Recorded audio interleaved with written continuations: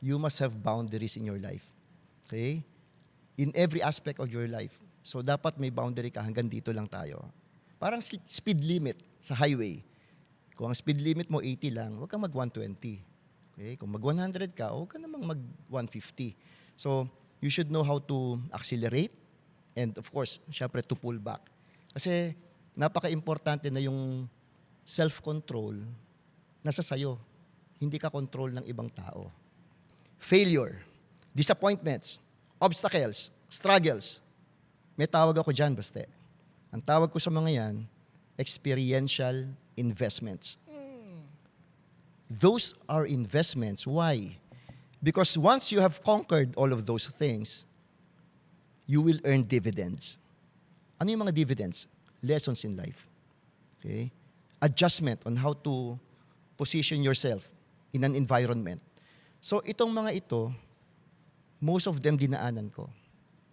Ngayon, kung hihinto ka, matatakot ka, magfe-fail ka talaga. Totoo. Whether you're a business person or career person, kahit anong field or endeavor, iisa naman ang tinatarget ng bawat tao to be successful. Yes. Right? Okay. Yung pagiging successful, for me, baste, cannot just be measured by material wealth. Cannot just be measured by money. Maraming ang mayayaman ngayon, sira ang buhay. Maraming mapipera, maraming negosyo, pero walang peace of mind. Easy to read naman siya. From some of my life experiences also, and concepts, systems, template, how to create new behavior, new attitude, new outlook in life and in career. Ang mga susunod niyo pong mapapanood ay ang aking pakikipagtalakayan kasama si Mr. Edmer Borja, isang banking executive. Siya po ay First Vice President and Area Head ng BDO Unibank Incorporated. Paalala lamang po, may iba't iba po tayong pagkatao, pananaw at pamamaraan dito sa mundo. Ang mahalaga po ay parating pag-ibig ang ating pairalin at katotohanan ang lagi nating hanapin. May masasabi at masasabi po kaming mga mali at mga opinyong hindi kayo sumasang-ayon. Piliin po muna sana nating umintindi at umunawa bago humusga. Pamang 2 tao lamang po kami na nagkikwentuhan at sinusubukang magkaroon ng isang makabuluhang usapan. Bago po muna ang lahat, pakipindot po muna ang like at subscribe button bilang suporta. Mga minamahal na kapatid, ako po si Baste and this is Epic.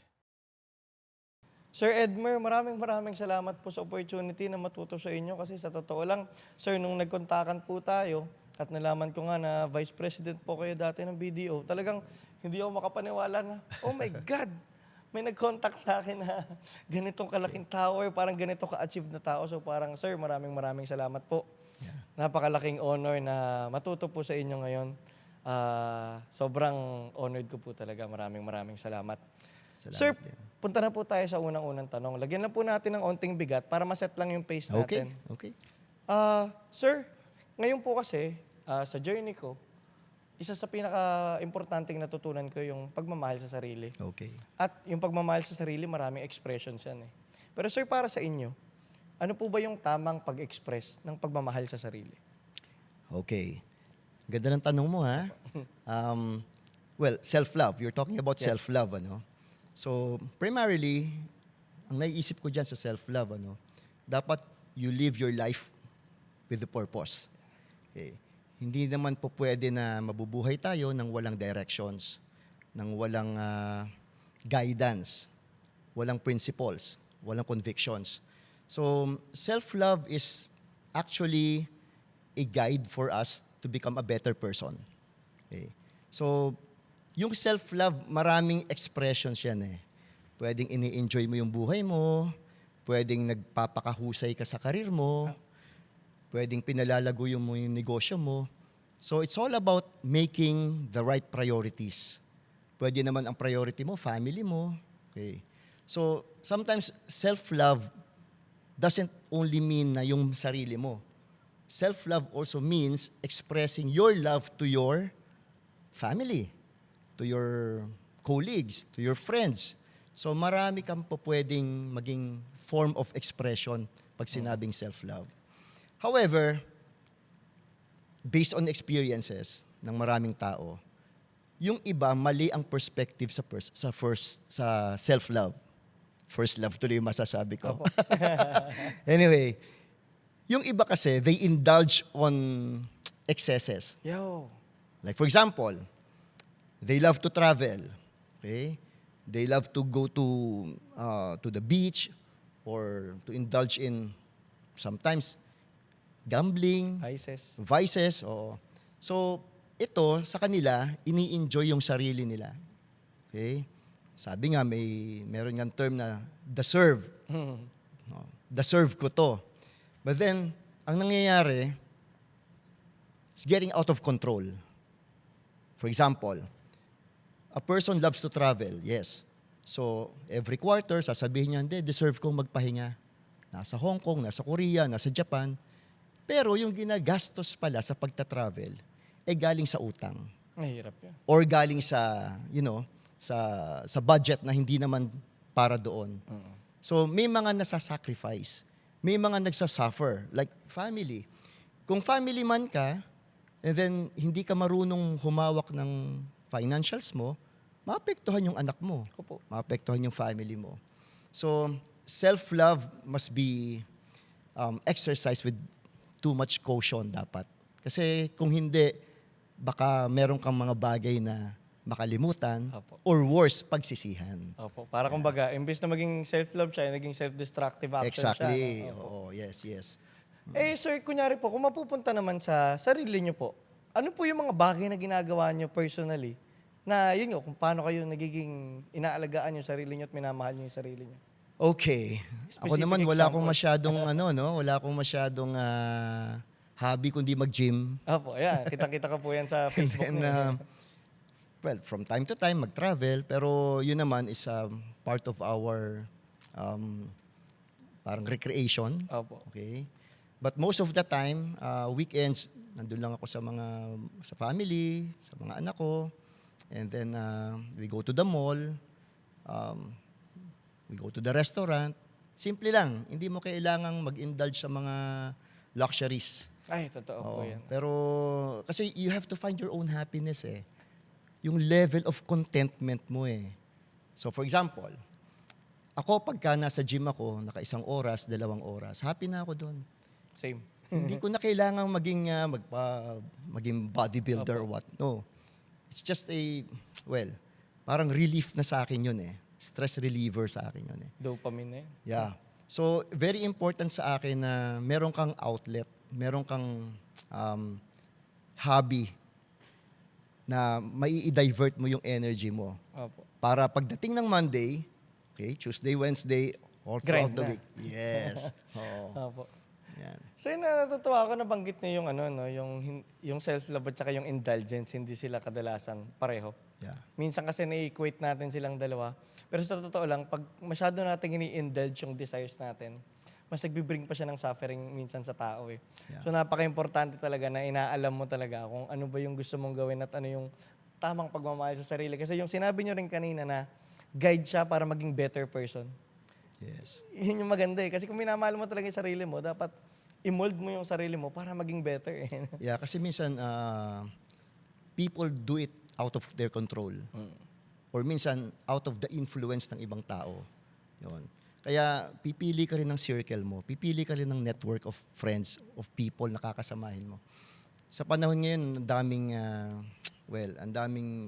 may mga tao na hindi maganda intensyon sa kapwa. Okay? Totoo. So, kailangan piliin mo, hindi kailangan marami kang kaibigan eh. Kung yung quality of friends mo naman, dadaling ka sa hindi tama. If you have 1, 2, 3 friends, okay na yon. Totoo. As long as sincere. Opo. As long as hindi ka ipapahamak. As long as may matututuhan ka. Oo, yun sir, yung matututunan. Tsaka Yeah. yung, actually, pag nasa friend group ka na matataas ang pangarap, Yeah. hindi mo nalalaman, talagang hawang-hawakan na parang, ganito na kami. Yeah. Totoo po. So, very important na matutuhan mo kung paano mag-control ng sarili. At kung, another term, boundary. You must have boundaries in your life. Okay? In every aspect of your life. So, dapat may boundary ka, hanggang dito lang tayo. Parang speed limit sa highway. Kung ang speed limit mo 80 lang, huwag kang mag-120. Okay? Kung mag-100 ka, huwag ka namang mag-150. So, you should know how to accelerate and of course, syempre to pull back. Kasi napaka-importante na yung self-control nasa sayo. Hindi ka control ng ibang tao. Ganda na. So, yung ganda na sinabi niyo sa self-love and boundaries, no? Kasi sakit ng mga kind and nice people yan na minsan nakala nila, okay, nagiging mapagmahal ako, iniintindi ko yung iba. Nung kulangan na sila ng boundary, lumalabas, naabuso sila ng tao, Yes, yes. napapabayaan nila yung sarili Yes. nila.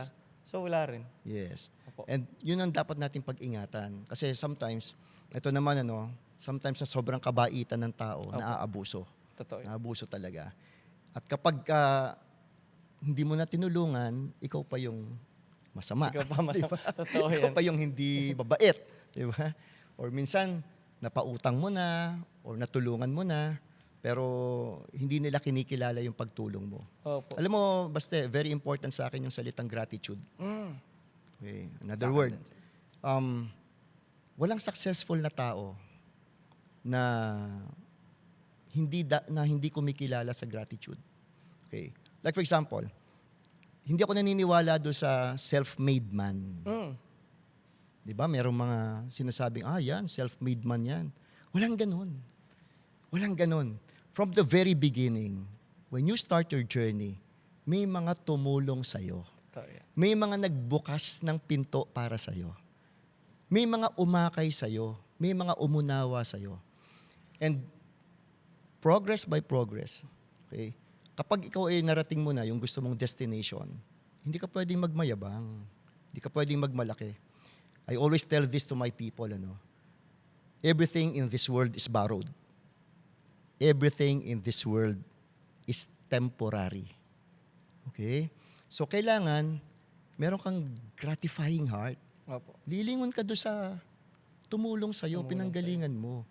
Hindi ka po pwedeng naging successful nang walang nag-uplift sa'yo. Totoo. Reason why, in the later stages of my career now, by the way, I'm still with my bank Opo. as first vice president of BDO Unibank.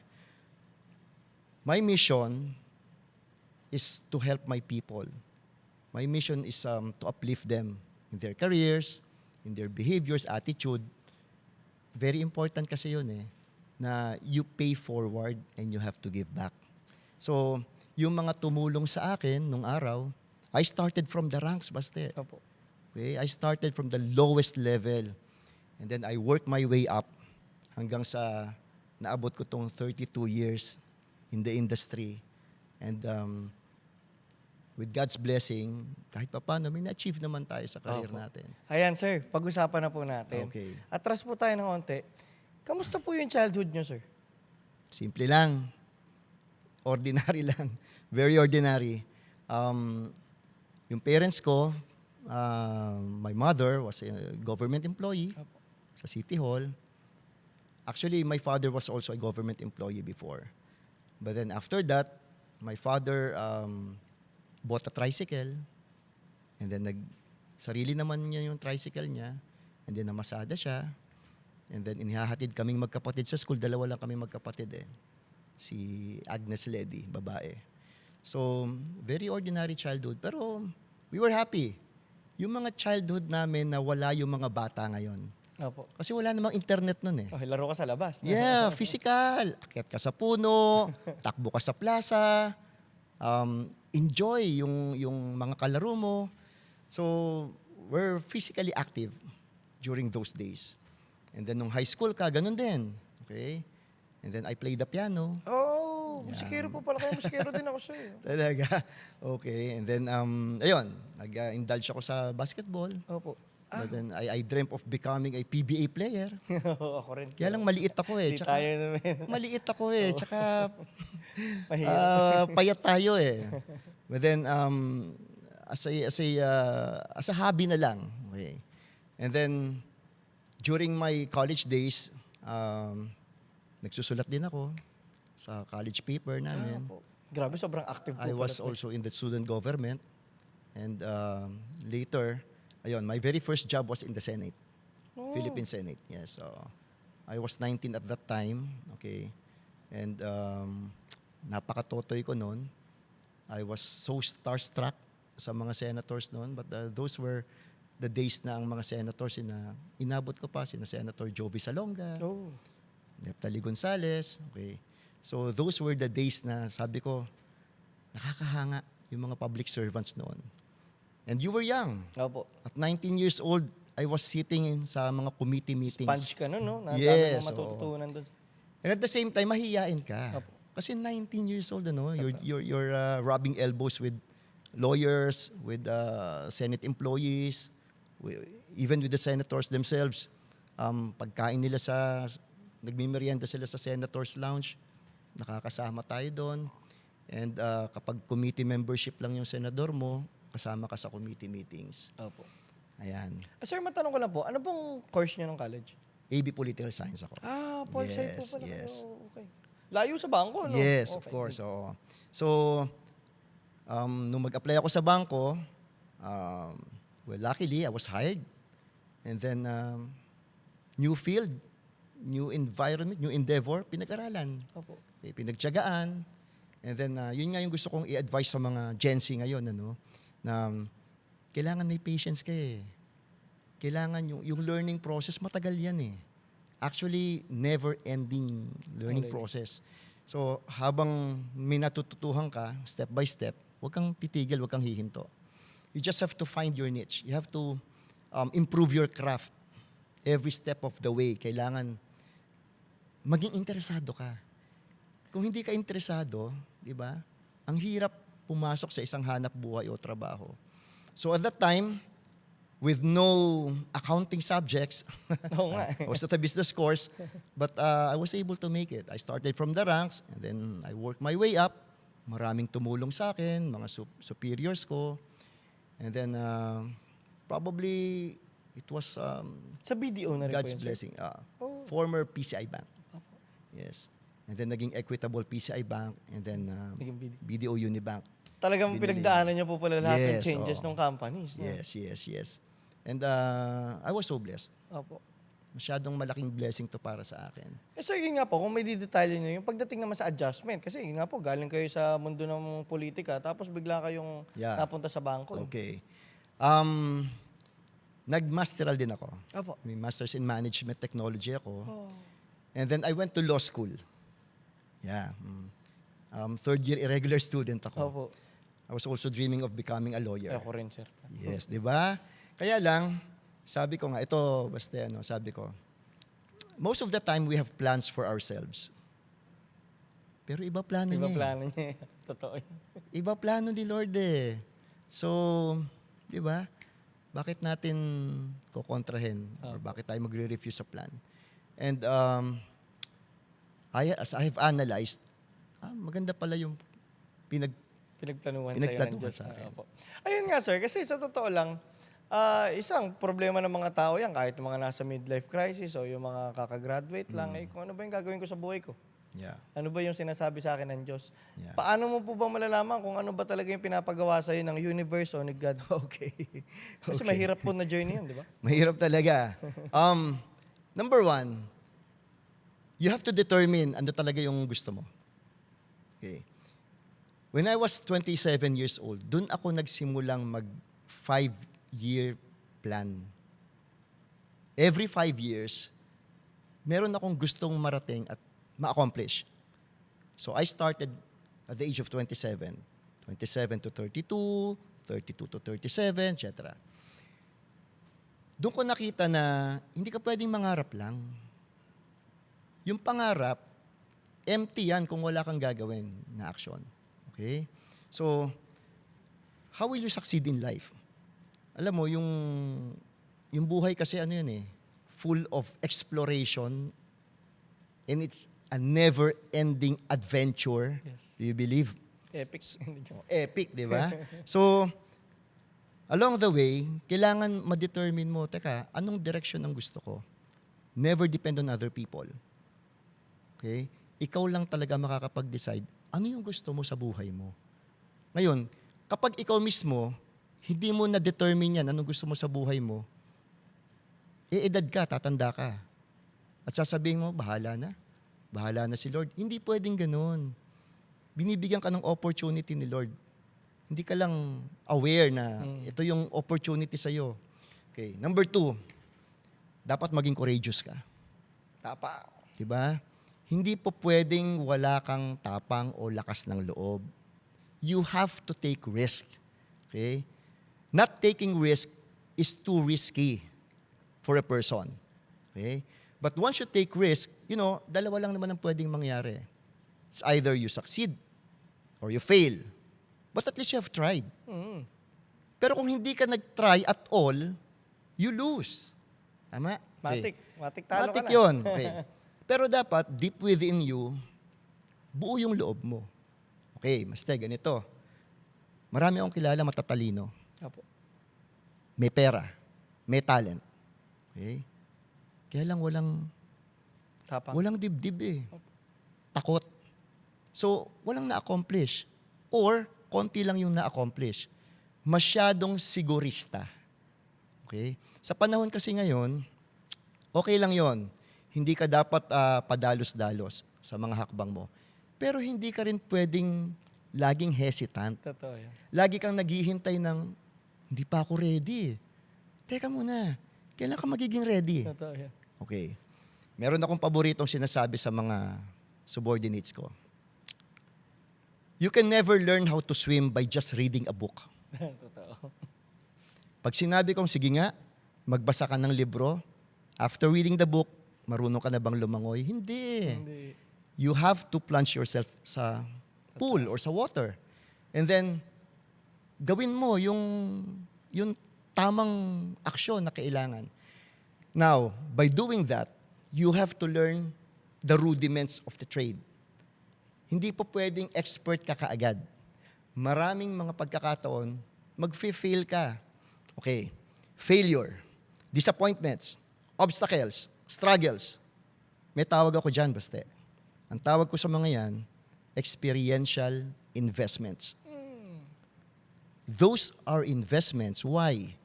Because once you have conquered all of those things, you will earn dividends. Ano yung mga dividends? Lessons in life. Okay? Adjustment on how to position yourself in an environment. So itong mga ito, most of them dinaanan ko. Ngayon, kung hihinto ka, matatakot ka, magfe-fail ka talaga. Totoo. Okay? Ganda na sinabi niya sir, no, na investment siya kasi pag course. nilagay mo on a positive note, lahat ng pinagdadaanan mong Yeah. negative, Okay. kaya napakalaking magiging pagbabago sa perspective at mindset mo sa mga Yes. gagawin mong Pero ganito, steps, no? Caution lang. Apo. Hindi ko sa sinasabing mag-take ka ng risk na maging careless ka. Yan nga po. O, di ba? Hindi naman pwedeng careless ka. Kailangan mag-take ka ng risk. May mga tinatawag na calculated risk, right? Mitigated risk na. Mitigated risk. So, pag-aaralan mo. Opo. But, ideas are nothing without actions. Totoo. No matter how grand your ideas, kung hindi ka naman mag-i-initiate or mag-move, wala rin, di ba? Opo. Tsaka maganda po minsan, pagka sinimula mo na sa action, kahit hindi pa perfecto yung plano mo, Yes. nagbabago na siya along the way, Yeah. nare-refine mo na yung Of course. trade mo. Of course. And along the way, there will be people who will help you. Help you, yun. Yun. Oo, di ba? There will be people you'll be meeting na, parang nakatakda tayo magkita Totoo yun, sir. at matulungan mo ko, matulungan kita, and then magkaroon tayo ng friendship, and then brotherhood, bonding, and then later on, both of us will embark on a mission. Totoo. Okay. So, yun yung kulang sa mga tao ngayon. Kailangan kasi hindi ka lang pwedeng mangarap. Kailangan hindi ka dream seeker. Okay? Dapat ikaw mission-driven. Mission-driven talaga.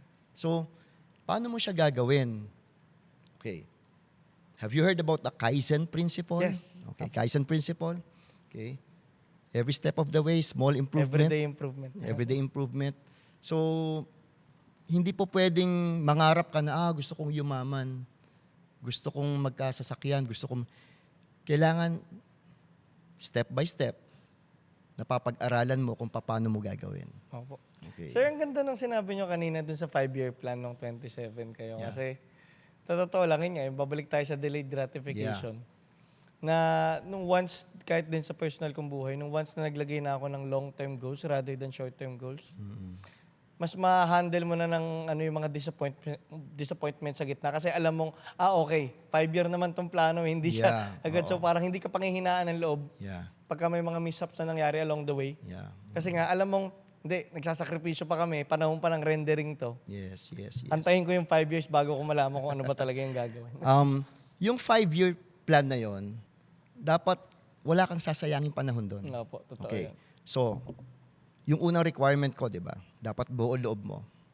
Next, competitiveness. Okay? So, I am not referring to competition with other people. I'm referring to competition versus yourself. Old self. Okay, your old self. So, ano ba yung mga habits na nakakahinder ng growth mo? Paano mo iwawaksi yun at matuto ka ng bagong behavior or attitude? So, that's part of competitiveness. Kailangan lagi kang may new version. Kung ang technology nga, di ba? Version 2, version 3, version 10.0. So, importante rin sa sarili, teka muna, hindi po pwedeng stagnant ako. For 5 years, 10 years, ito pa rin ako. Hindi po pwede yun. Kailangan meron kang version na makikitang, eto na ako ngayon. Dati, eto lang. Okay? So, you try to compete with yourself. And you have to battle your own demon inside you. Okay? So, napaka-importante nun. At pag nakita yun ng family mo, ng mga anak mo, na hindi pwedeng ambition lang, empty ambition. Kailangan may plano ka, may mission. Turn the ambition into mission. Diba? Parang military yan eh. Opo. If you want to conquer a territory, you have to plan. You have to build your armory. You have to have your heart Opo. na kailangan mo sa labanan. Opo. Tsaka totoo kasi pagka may mission ka, hindi ganun kadali sumuko eh. Okay. Kasi alam mo, you're doing it for a bigger purpose. You know, ito, magandang quotation, coming from Kobe Bryant. Opo. Okay. Fear is just a figment of imagination. Okay. Ako naman, there's only failure if you stop taking action. Okay? Yung failure, hindi siya failure hanggat Dire-dire. tumutuloy ka. They are just the necessary steps for you to go further and for you to improve. Diba? So hindi failure yon, steps lang yon. For example, Baste, Opo. sa corporate world, kung naririnig mo, merong team building. Yes. Ito, lagi paborito ko to eh. Team building. But normally, ang team building ganito. May obstacle course, may takbuhan, may hilahan ng rope, may akyatan. Bakit ganon? Ba't kailangan munang mahirapan? Ba't kailangan munang gumapang? Ba't kailangan tumakbo? Those are part of, the routine para ka maging successful. You are being trained. Practice yun.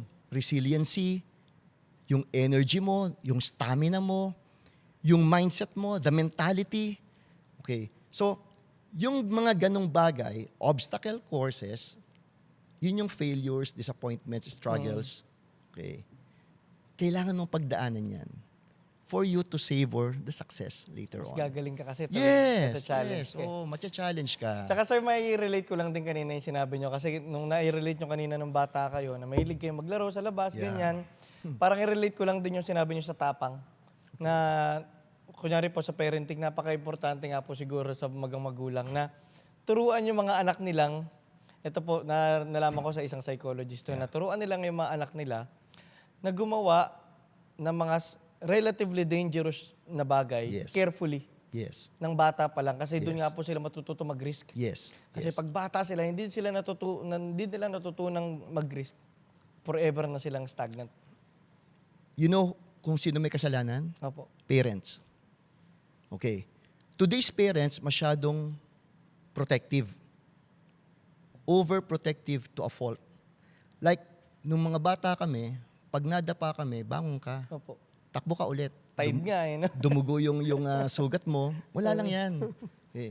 So, ang dinidevelop sa amin, strength of character. Totoo. Strength of character, yung resiliency mo, yung determination mo to move ahead, to move on. So yung mga parents ngayon, okay, and that includes me, Opo. okay, partly, we don't want to see our children at risk. Okay? Sometimes, to a fault, we want to give them comfortable lives. Nothing wrong with it. Yes. Walang masama doon. Kaya lang, okay, masyado nating binibigyan ng safety net na paglabas nila sa real life, hindi yan ang totoong buhay. Totoo yan. So, for example, kaya maraming cases ng mental health problems is because the youth today, they don't know how to handle pressures or stress or problems. Na nung araw, di ba, kausapin ko lang yung kaibigan ko, maghingahan lang kami, nare-relieve ka. Ngayon, ang takbuhan ng mga kabataan ay social media. They seek validation from the social media. Na sometimes, yung social media, doesn't help. So, kailangan pag-aralang mabuti and it should start from the parents themselves. Totoo po. Sir, punta naman tayo sa technicalities ng kunyari sa journey pag-angat sa isang kumpanya, sa corporate Okay. world. Ano po yung mga skills o yung mga soft skills na kailangang ma-cultivate ng isang tao para tumaas ang rango niya? Kasi kayo sir, yun nga po, sabi niyo from the lowest low, inangat niyo yung rango at hindi lahat ng tao nagagawa yun. Ano po yung mga kailangan nilang i-cultivate? Okay. When I was rising Apo. from the ranks up to being a junior supervisor, being a branch manager, I have realized na yung success mo pala, pag akyat mo ng corporate ladder, hindi lang about technical skills, hindi lang about operations, hindi lang about marketing or selling skills. Kailangan meron kang people management skills. People skills na Yes. yan. So, very important kasi you're part of a team. You are part of the mission of a company. Napaka-importante, ma-realize mo na hindi mo ma-accomplish ang goal ng unit mo or ng organization mo na nag-iisa ka.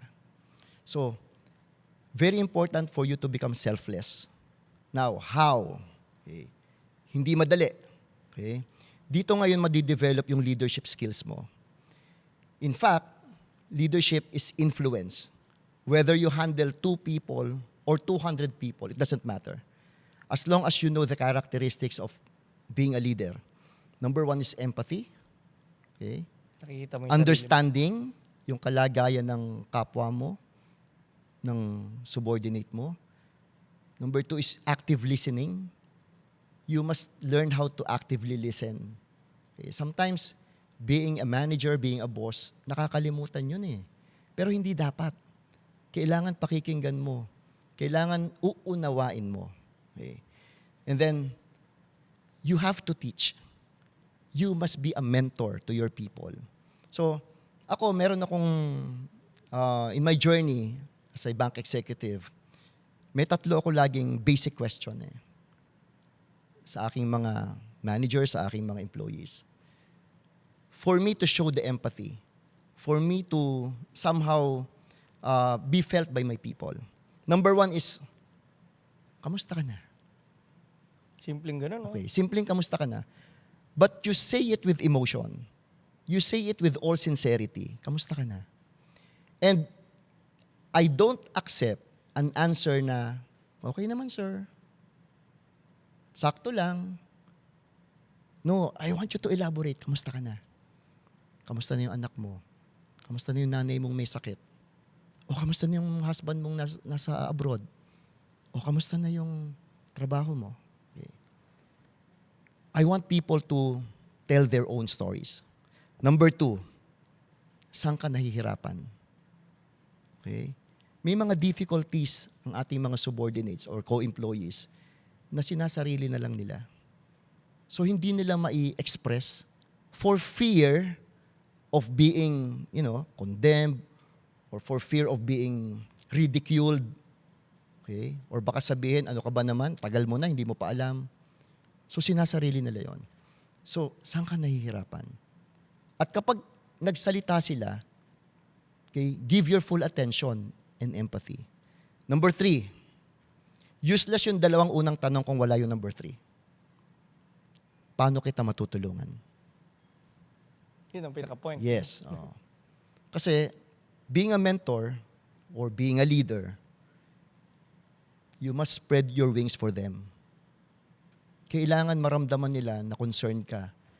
Malasakit, basta. Malasakit po. Very important. Kung wala kang malasakit sa welfare ng kasama mo sa trabaho, ibabalik nila sa iyon. Totoo. Hindi ka rin pagmamalasakitan. So, again, kamusta ka na? Saan ka nahihirapan? Paano kita matutulungan? But you have to say those three things with all your sincerity. And I advise my managers na do it on a one-on-one. One-on-one scenario. Kasi syempre, hindi madali mag-share sa isang tao. Maraming beses na nagtatanong ako sa mga employees ko, pangalawang question ko pa lang, umiiyak na. And I have to understand why they're crying. So, pinagdaanan ko yan eh. I rose from the ranks. And along the way, may mga taong tumulong sa akin at may mga tao ding hindi ako tinulungan. So, yung determination mo na mag-improve, kailangan kahit papaano may maging sandigan ka, may makapitan ka. And my mission now, I'm the latter part of my career, my mission is really to help people, to uplift them, and probably to guide them all the more para makita ko na marating din nila yung kanilang mga minimithing position, pangarap, rango, and that will be the ultimate fulfillment for me. Ganda nun. So yun nga, nabanggit nyo kanina yung people skills. Isa rin po sa nalaman ko na napaka-importanting skill para magkaroon ng matinong karir o magandang buhay man in general, ay yung communication skills. Yes. Tulad nyo, sir, kausap ko kayo ngayon. Ang sarap nyong kakwentuhan, ang precise, ang daling intindihin. Yes. Paano po ba maging good communicator? Okay. So, it's another skill na kailangan deliberately pag-aralan. Kasi sometimes a person has so many ideas, ang daming ideas. The problem is how to convey these ideas. The problem is how to communicate, how to be understood by other people. So, basically, you have to train your brain. You have to train your mind. How? By reading books. Okay? By following, contents in social media na may kapupulutan kang aral. Educational. Okay? Number 3, by constant practice. Okay? Don't be afraid to talk to people. Never be afraid to talk in front. Okay? Okay lang na magkamali. Okay lang yan. Sabi ko nga, walang hindi nagkakamali kung gusto mong maging expert. Walang expert ka agad. Okay? Lahat ng veterano, lahat ng magagaling, nagsimula yan sa walang alam. Okay? You have to practice. When I was in college or even when I was in high school, paborito ko nagbabasa ako ng newspaper aloud. So I'm trying to hear my voice, I'm trying to hear my diction, the way I pronounce words. So nagpa-practice ako. Kasi isa pa rin sa pangarap ko, maging newscaster. Okay. Hindi lang, Opo. hindi lang ako doon Kaya din palang nila. galing yung magsalita. So, ayun, kailangan ma-practicein mo lang. So, every time that you are in front of people, try to have that confidence in you. Kailangan kasi may kumpiyansa ka eh. Tsaka Hindi yun nga sa- arrogance ha, hindi okay, yabang ha, iba yon. Kailangan kumpiyansa ka and believable ka. Totoo. Tsaka sa akin, sir, pag mayabang, di good communicator. Yes, Kasi yes, oo. di mo napapakinggan pag Yes, oo. alam mo nagyayabang lang yung tao, Yes, ayaw mo napakinggan. oo. Sir, yung kunyari po, kung pupunta naman ang gusto ko lang sabihin na yung pagdating nga po yung sa tapang, sa pagsasalita, na yun nga po, walang ibang other way kundi action talaga. Like, gawin mo siya ng gawin. Yeah. Kasi hindi ka masasanay makipag-usap sa tao kung hindi mo Yes. siya gagawin. Hindi It's all part of what I call personal branding also. Totoo. Yan, okay. Hindi pwedeng communication skills lang. Kailangan pag-aralan mo rin yung the whole persona. Okay? How you dress, how you move your body, the body language, the way you speak, masyado bang mabilis, masyado bang mabagal, the tonality of your voice, Apo. very important yun. All of these things, kasama yan sa enhancement mo bilang tao or bilang communicator or bilang, you have to show authority when you speak. Not arrogance, again, authority. So, very important na continuous practice. Sometimes you have to talk to yourself in front of the mirror. Why not, di ba? Gawin mo yon. Tingnan mo yung itsura mo, saan yung tamang angulo mo pag nagsasalita. Okay? Ano ba yung facial expressions na dapat? Hindi ka naman po pwedeng nag-empathize sa isang tao pero you're all smiles. Okay? Hindi rin naman po pwede na masaya pero blanco yung mukha mo. So all of these things, part yan ng personality development. And communication skills doesn't just involve voice or the way you speak, but Body the entire, the totality. Apo. Yan. Sir, punta naman po tayo sa isa po sa, alam ko na isa sa expertise nyo is financial literacy. Okay. Paano po ba, una, kumita ng pera at Okay. paano siya mapalago? Okay. Disclaimer lang ha. Apo. I'm not a multimillionaire ha. Apo. I just work in the bank. But then, well, based on experience na rin to. Basically, you must have the proper mindset. Very important. Proper mindset and the right structure. Okay. What do I mean by the right structure? Ang mga tao kasi ganito eh. Gusto ko magkapera, gusto ko mag-ipon. Pero sumusugal sa madali ang paraan. Hindi sila pasensyoso sa proseso. Which is, not a guarantee for success. Okay? So, having the right mindset will make you financially literate. Okay? Kapag gusto mong maging financially literate, okay, very important yung education. You have to learn the rudiments of the trade. Now, how will you learn? Dapat buo yung pag-iisip mo na you treat money like a person. Ang tao inaalagaan, pinalalago, minamahal, iniingatan. Okay? Ganun din ang pera. Ang pera, kapag hindi mo iningatan, madaling mawala. Pero kapag naman sobra naman ang pag-iingat mo, hindi mo na rin naman Hindi na na-enjoy. 'Di ba? So, kailangan may structure ka. How? You have to start from the very basic. For example, you're earning this much in a month. Kailangan marunong kang magtabi para sa sarili mo. Paying yourself first. Narinig mo na yan, di ba? Okay. Whatever the amount. Sometimes, hindi siya depende sa laki ng perang kinikita mo. Kung kumita ka ng 100,000 a month, pero ang gastos mo 120,000, Wala rin. you're at a loss. But even if you are just earning 30,000 a month at itinatabi mo ang 3,000 piso every month, that's about what? 10%. Okay?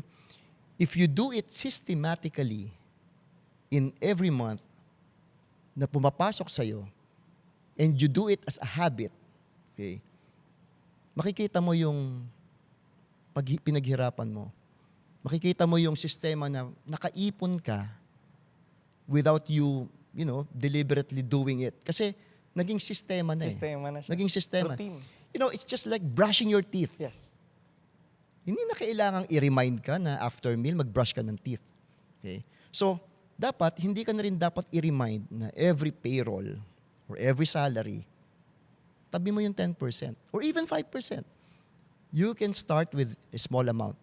Ang dinidevelop natin dito, yung habit. Okay. So, napaka-importante na ma-instill sa'yo yon. Sabi mo naman, sir, mahal na nga ng mga bilihin eh.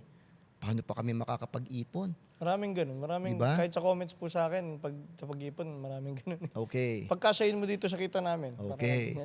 Kasi ganito, marami naman ang nagkakaroon ng lifestyle inflation. Totoo yan. Di ba? So, what is lifestyle inflation? Kumita lang ng konti, madagdagan lang ng konti ang sweldo, okay, madadagdagan din ang pinagkakagastusan. For example, everyday kung nasa coffee shop ka at bumibili ka ng 150 pesos na coffee, okay, kwentahin mo yon magkano yon sa isang buwan. Sabihin naman, nothing wrong with it. Okay. Deserve na naman na mag-coffee. Okay. Kaya lang, may mga alternatives So, for you to do the belt tightening. Especially nga, very timely, baste, ang mahal na ng gas. gasolina, di ba? And everything will go up very soon. So, kailangan meron tayong financial discipline. Paano mo ngayon babalansehin ang pera mo? Sa trabaho, pang araw-araw na gastos, pagkain, sa family, recreation, okay? So, lahat ng ito kailangan binabudget. Lahat ng ito kailangan inililista. Hindi madaling gawin. Yes. Kasi ang kailangan nga disiplina. Discipline. Yun ang wala yung marami, disiplina eh. So, kailangan yun munang matutuhan natin. And let us be fearful. Let us be fearful na maging financial victim later on. Hindi ka naman po pwedeng magre-resort lang sa utang lagi. Hindi ka po pwedeng tatakbo sa kamag-anak. Or hindi ka po pwedeng titipirin mo pati education or pagkain ng mga anak mo. So may mga bagay na kailangan talaga ina-allocate mo ng maayos. Pangalawa, let's now go to financial education. Expand your knowledge. Okay. May tinatawag na compound interest. Yes. Right? Okay. Ito sa bangko, syempre, when you save money, when you invest money, kailangan compounding yan. Ganon din ang learning. There must be compounding learning. Hindi yung alam mo na last year, yung pa rin yung alam mo ngayon. Di ba? Kailangan dadagdagan yung kaalaman mo. So, maraming mga financial instruments na po pwede kang mag-save or mag-invest. Okay? You have to know something about taxes. Know something about insurance. Know something about mortgage. Know something about obligations na araw-araw mong nakakaharap.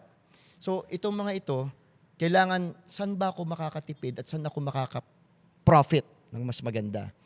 Maraming mga financial instruments na lumapit ka lang sa bangko, especially BDO, and we will help you. We will help you in trying to fix your finances. Okay? Allocate your resources to the right financial instruments and vehicles. Yun. So, disiplina kasi sa tao eh. Totoo. Now, with the rising oil prices, for sure, the value of our money will be smaller. Inflation. Ito, mas lalo na tayo dapat maging mapanuri at mapag-isip paano natin dadalhin yung ating Pera. pera. Okay. Opo. Sir, ito, medyo nakikita natin to sa paligid natin, sa totoo lang. Kunyari po, sir, may isang tao na currently medyo bound siya sa utang ngayon. Okay. Paano niya po tutulungan yung sarili niya para makaalis muna doon? Kasi parang minsan po, naririnig ko sa mga ganon is, hindi ako makakilos kasi nga puro utang. Okay. Hindi siya makabuelo. Okay. So paano nangyari? Palaki utang. Okay. Ikaw rin, hindi mo na alam paano pa matutulungan. Nakailang tulong na or ano man, parang Okay. mga ganon. Again, let's go back to the basics. Ano ba yung lifestyle ng maraming utang? Ayun nga eh. Baka naman kaya nalubog sa utang dahil ng bisyo. Opo, tsaka Gambling, gastos. alcohol, etc. Pangalawa, ano ba talagang priority niya? Sometimes, halimbawa, kung meron kang 5, 6 na pagkakautang, ilan dyan ang utang sa tao at ilan dyan ang utang sa bangko at utang sa lending. You have to pay first the one na may pinakamataas na interest. Okay? Para lang ma-wipe out mo yung utang mo. And always honor your word. Huwag kang tatakbo sa utang. Ako naniniwala kasi ako, kahit ang utang mo ay sa bangko or sa tao, you just have to honor your commitment. Madaling makipag-usap sa tao kung ikaw ay sincere. Madaling ipa-restructure sa bangko kung kita ng bangko na talaga naman nagsisikap kang magbayad at may negosyo kang tumatakbo, pero nagkataon lang may economic crisis. You know, banks will help you. And a lot of people natulungan na ng bangko sa mga ganyang sitwasyon. Hindi lang naman ngayon nagka-crisis eh. May mga crisis tayo nung 2008, nung COVID. Okay. So, we are here to help people. Kailangan lang maging disiplinado yung borrower. Opo. Okay. Unti-unti. And priority ang pagbabayad ng utang. Utang. Kasi yun nga, hanggat hindi mo sinusubukan, hanggat pinapalaki yung utang mo, kasi po uso, nakikita ko yung pinapaikot yung utang. Utangin dito, Yes. pambabayad dito, utangin dito. Okay. Basta may tinatawag naman tayong word na leverage Yeah. or leveraging. Okay. There is good debt and there is bad debt. Yes. Okay. Yung bad debt napupunta sa luxuries, non-earning. Yung good debt Investment. or tinatawag na wise debt, okay?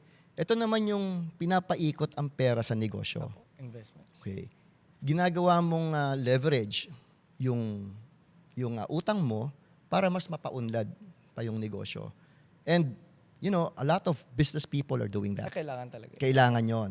Kaya nga naririto ang banking industry. Yes. Kaya nga na ang mga bangko to help people and para mapaandar din ang ekonomiya.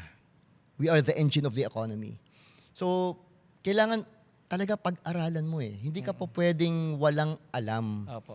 At maging maingat ka sa mga taong magpapayo sa'yo. Yun. Okay? Kasi hindi lahat ng tao na magpapayo sa'yo, mabuti ang intensyon. Tama?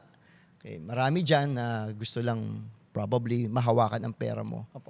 And then, may gawing hindi maganda. Sir, matanong ko lang, may mga libro po ba kayong may re-recommend sa isang tao na basahin niya para maaral lang? Well, Pera? I started with Robert Kiyosaki's book. Rich Dad, Poor Dad. For Correct. that, okay. And even the book of dati ni Donald Trump, Apo, yung Art of the Deal. Negotiation. Yeah, the art of the deal. Marami na ngayon makikita ka sa social media. You have to follow, mga worthwhile contents about finances. Totoo. And isa sa mga nile-lecture namin sa mga companies ay i-diversify ang pera nila. May mga bank assurances products na rin ngayon, okay, combining investment with insurance para may protection ka. Meron na rin ngayong mga trust products, okay? Marami ng outlets ngayon basta. And you can even participate in global funds, okay, or global equities through UITF, okay, through maraming mga financial vehicles na ngayon na po pwedeng paglagyan. And affordable sila. Ang misconception kasi, sa mayayaman lang yan eh. Opo. Hindi. You just have to approach your bank and they will tell you the process of how to invest. Yan. You just have to be resourceful. Opo. At huwag kang magre-rely lang sa isa, dalawang tao. Kailangan talaga i-compare mo. Opo. I-compare mo at ikaw mismo mag-aral, mag-compute. Sir, kunyari po ito, tanong. Kunyari po, ikaw, medyo nagtatrabaho ka na, Yeah. may ipon ka ng 100K, tapos gusto mong palaguin. Ano po yung dalawa, tatlong bagay na may recommend nyo kung saan niya ilalagay? Mahirap sagutin yan eh. Kasi unang-una, ano muna yung orientation ng taong may 100,000? Not every business is applicable to every person. Apo. Okay. Pwedeng may mag-suggest sa'yo, pasukin mo yung coffee shop. Ang daming nagtayo ng coffee shop. Oo. Pasukin mo yung tracking.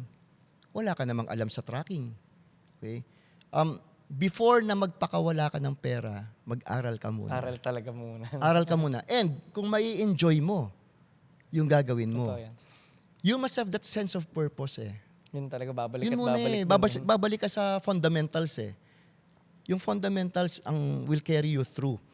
So anong purpose mo? What's your mission para sa sarili mo? Why are you putting up that kind of a business? Anong gusto mong ma-achieve? Sinong customers ang gusto mong i-serve? Yan. Normally, passion ko, itong negosyong ito, hindi naman yan ang demand ng market. Opo. So malulugi ka rin. You have to combine your passion with the demand of the market. Dapat realistic din. Realistic din. Okay. So, ang 100,000 pesos could be small or could be big as a startup capital. But the thing is, you have to determine first, ano muna yung purpose mo, ba't ka magninegosyo? Not every person is cut out for business. Totoo yan. Hindi rin, okay? Yung iba, mas nagiging successful for being a corporate person. Yung iba naman, talagang successful business person. At ano yan eh, nasa orientation talaga ng tao eh. Kaya mo bang mag-sacrifice? Sabi nga, kapag negosyante ka, wala kang holidays. Ay, totoo yan. Di ba? Tsaka pag holidays, ikaw pang walang pera. Okay, yes. Or minsan naman, kapag holidays, doon ka mabenta. Kasi nga, yung mga tao, di ba? In the mood na mamili, ganyan. So, yun yung sinasamantala ng mga sellers. So, the thing is, the bottom line really is try to find your own niche. Try to find your own passion. Opo. Kung saan pupunta yung puso mo sa pagnenegosyo. Tsaka yun nga po, ibabalik dun sa sinabi nyo kanina na dapat na-enjoy mo. Kasi ako po, so personally, ang dami ko naging linya, trabaho. Yeah. Ito pong pagpa-podcast, Yes. siya yung pinaka na-enjoy ko. Yes. Eventually, siya rin po yung pinaka nagbigay sa akin ng fulfillment. At Yes. saka ng kahit papanong... Maganda yung word mo, for fulfillment. Maraming nagve-venture sa negosyo or even sa career, hindi sila fulfilled. Sayang din. Hindi sila fulfilled. Yung fulfillment kasi ang hirap hanapin nun eh. Pero kailangan mong ma-discover within you. Kailangan meron kang contentment eh. Level of contentment. Sometimes, ito, punta tayo doon sa concept ng success. Yan. Whether you're a business person or career person, kahit anong field or endeavor, iisa naman ang tinatarget ng bawat tao eh. To be successful. Yes. Right? Okay. Yung pagiging successful, for me, basta, cannot just be measured by material wealth. Cannot just be measured by money. Maraming ang mayayaman ngayon, sira ang buhay. Maraming mapipera, maraming negosyo, pero walang peace of mind. Okay? So for me, may tatlong components kasi yung success, yung real meaning of success. Again ha, disregarding the money aspect ha. Number 1 is contentment. You find your level of contentment. Kontento na ako dito eh. Hindi ko kailangang maging billionaire para maging contented. Totoo. Okay. Number 2, peace of mind. Yung tutulog ka sa gabi na masarap yung tulog mo. Gigising ka rin na masarap din yung gising mo. Yes. Na masarap mag-coffee na wala kang inaalalang mga problema. Okay. And pangatlo, balik ako sa sinabi ko kanina, gratitude. Gratitude. Very important. Una, pasalamat ka muna kay Lord. Diba? Hindi lahat ng tao nabibiyayaan ng blessing na binibigay sa'yo, sa akin. So you have to thank God. Number 2, you have to thank people who help you along the way. And number 3, you have to pay back and pay forward. Okay? So, kapag yung tatlong components na yon naramdaman mo na, most likely, you can tell yourself, I'm successful. Successful ka na. So may share ko lang yung binanggit nyo kanina about sa peace of mind. Kasi may share ko lang, di ba, kanina before tayo magsimula, nabanggit ko na nasa ice cream business ako Okay, dati. okay, yes, yes. Siyempre po, nagsimula ako doon, 19 years old ako hanggang 25 pala. Okay. Yung sa peace of mind, kasi nung panahon na yun, sa totoo lang, since negosyo siya, tapos ilang probinsya yung hawak ko, masaya ang finances ko noon, kahit paano. Hindi naman masasabing sobrang yaman, pero compared ngayon, kunyari, Komportable ka. Compared sa, compared financial, komportable ako financially. Oo. Kumbaga, kahit nga po ngayon, currently, compared sa Epic, Oo. mas malaki pa po kinakita ko doon. Okay, Dati okay. Pero at the same time nga po, yung fulfillment nandito. Yung sa peace of mind, sir, nung panahon na yon 6 digits, madali. Pero, lagi akong takot sa ring ng telepono Dahil? sa umaga. Kasi po yun, tatawag, sir, sira yung truck. Okay. Sir, walang kuryente, Okay, matutunaw okay. yung ano, so parang, Okay. kasi po dati, pag nasa negosyo ka na ganun, Okay. araw-araw, you just have to deal with Okay, problems, you have to yes, solve yes, problems. yes. Na sa akin kasi yun nga, hindi siya yung parang true will ko, hindi siya yung parang Yung calling. yung purpose ko. Parang Oo, yun nga yes. po, parang ako, ginagawa ko lang yun para sa pera, para kumita, may trabaho, ganyan. Pero wala yung fire, wala yung passion. Yes, yes. Yung peace of mind talaga po, sa totoo lang, nung nalugi yung negosyo, Yeah. doon ko pa masasabi, nagka-peace of mind ako nung wala na akong takot sa ring ng Nawala ka telepono. ng stress. So, totoo po talaga yun na minsan may mga bagay na hindi ibig sabihin, financially well off ka, may peace Yeah, of mind ka yeah. na sa totoo lang, ako na pinagdaanan ko yun, yung peace of mind, mas i-cherish mo. Yeah. Like walang kwenta yung laman ng bank account mo Yeah. kung gigising ka sa umaga, may kabog Yeah. ng dibdib. And magsasuffer ang health mo. Totoo yun. Yung health mo ang magiging problema nun, di ba? Opo. Eh, sa bata mo pang yan, di ba? Opo. Dapat physically fit ka. So, very important yun. Doon maraming hindi nakakaramdam ng frustration. Totoo po. Even if you have money. Kaya, minsan panlabas lang yung may sasakyan kang maganda, malaki yung bahay mo, maganda yung position mo sa company, pero wala kang peace of mind. Opo. So, kailangan talaga na mahanap mo yung peace of mind mo eh. Opo. And aside from discarding yung mga gumugulo sa isip mo na hindi naman necessary, sometimes they are just out of your control. Totoo. Okay? Again mahirap gawin, pero Disiplina. napag-aaralan. Yan. Kaya I'm happy na nahanap mo yung passion mo, Opo. yung fulfillment mo. Kasi yun nga, pag na-realize ko, pag mission-driven ka, though may mga mishaps, may mga mas madaling magpatuloy kasi alam mong at the same time, masaya ka dito. Yes. At una, naniniwala ka sa mission mo na ano man maging resulta, ginagawa ko naman yung mission ko eh. Parang ganun. Yes. Tama. Opo. So, Sir, congratulations. maraming salamat po sir. At sa totoo lang, isipin nyo, kausap ko kayo ngayon. Yeah. Dati nung nagbebenta ako ng ice cream, malabong mangyari yung ganito. Yes. Sir, maano ko naman po, kung sa personal na buhay nyo po, ano po yung greatest challenge na pinagdaanan nyo? At paano nyo siya nilagpasan? Well, combination siguro financial and sa career siguro. Sabi ko nga, walang hindi ka pagtsatsagaan eh. Kapag nandiyan na yung situation, very tight situation, na kailangan mong lagpasan. Like, I started sa very low salary. I started from the ranks, from being a staff, from being a lowly employee, and then we had 2 sons na magkasunod na dumating. Okay? During that time, pareho kaming nasa bangko ni Mrs. At marami kaming struggles talaga na pinagdaanan. Pangalawa, sa career naman, nagkaroon ako ng hesitation din noon eh. Am I really cut out for the bank? Kasi I wanted to become a lawyer. Nag-law school ako. I wanted to try another field. But then, every time, basta, believe it or not, every time na magkakaroon ako ng self-doubt, para ba talaga ako sa industriyang ito? Every time na I really want new challenge outside of my industry, every time that I go back to law school, alam mo ang binabalik sa akin? Promotion.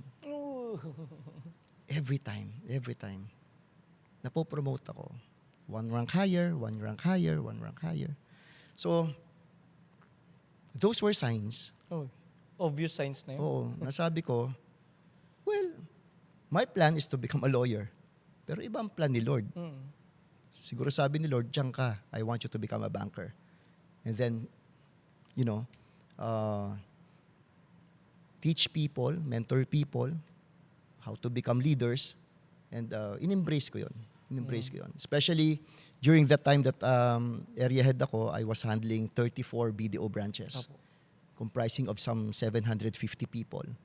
So, I try to connect with them, not just in terms of doing their jobs, but talagang yung friendship, the camaraderie, yung empathy na Yes. gusto kong iparamdam sa kanila. Ayun. Along the way, yun yung, well again, fulfillment. Na unti-unti nararamdaman ko, okay, I am in the right world. I'm in the right environment. And I have to maximize my potentials. And kahit ngayon, sa age kong ito, patuloy ako nag-aaral. Yun nga, sir. Kasi you should never stop. O lagi ako may sinasabi, basta when you start learning, you start growing. But when you stop learning, you start dying. Okay? So, it's a never-ending endeavor or process. Kailangan lagi ka may bagong pinag-aaralan. Opo. Parang sa economics po, the law of diminishing returns. Yes, Yung- oo. Kung hindi ka mag-grow, walang stagnant lang, mamamatay Of ka. course, Parang of course. Oo. Tsaka sir, nakita ko rin nga po sa dinami-dami ko na rin na interview na iba't ibang linya, iba't ibang success stories. Lahat talaga, ang nasasabi lang talaga nila is, yun nga, hindi sila tumigil sa pag-aaral at lagi silang curious, lagi silang sa mga tao. Yun nga po, isang magandang narinig ko sa isang na minsan po kasi akala natin may mga tingin tayo, akala natin mga tao nagyayabang lang. Pero sa totoo, nagsishare lang talaga sila ng stories. Yeah, oo. Kung ikaw yung meron kang mindset na gusto ko matuto sa kanya, gusto ko matuto sa kanya, iba yung hack na makukuha mo sa mundo kaysa, ano ba yan? Ang yabang naman yan? Ano ba? Dami sinasabi? Parang gano'n. You know, lagi ko nga sinasabi, it's impossible for us to please everybody. Yes. That's impossible. Ngayon, kung gusto mong i-please lahat ng tao, you'll end up not pleasing anyone. So, as long as you have good intentions, as long as you are in good faith, as long as you want to help people, come on, go on. Totoo. Wag mo nang intindihin yung bashers. Opo. Wag mo nang intindihin yung haters. Sometimes, these bashers and haters, bash sila ng bash, hate ng hate, pero nagfa-follow pa rin. Ay, totoo. Ganun po. Nagfa-follow pa rin, Araw-araw di yan. ba? So, probably there's something wrong with them, masyado yung ego, Opo. and then tulungan natin gamutin yon. Malay mo, Opo. 1 or 2 episodes, mapagbago natin yung pag-iisip, and then ma-convert natin into Opo. Tsaka sa An totoo lang open-minded po, yung mga person. haters, mas may effort pa sila kaysa sa mga supporter. Yung mga haters ko po, ngayon, Paul Wilmer, hello Paul Wilmer. Araw-araw, every reel, may Talaga. negative comment, mga bobo, ang pangit lang. Pero Talaga. well, ako appreciated ko sila. Yeah.